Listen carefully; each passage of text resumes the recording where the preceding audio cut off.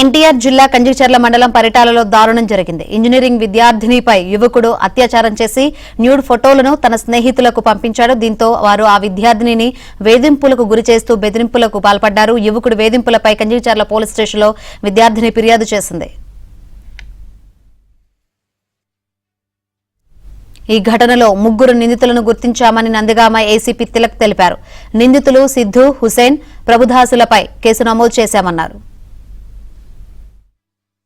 Friend Siddhu అనే అతను friend రూమ్కి తీసుకెళ్ళి ఆ రూమ్లో పెట్టి అతను బయటికి వెళ్ళేటప్పుడు ఆ సిద్ధు ఆవిడపై అసాల్ట్ చేసినట్టుగా ఆ రిపోర్టుపై కంచిచర్ల పోలీస్ స్టేషన్లో కేసు కట్టడం దర్యాప్తు చేస్తున్నాం. ముద్దాయిల్ని ఐడెంటిఫై చేశాం. సిద్ధు అనే అతను ప్రధాన ముద్దాయి,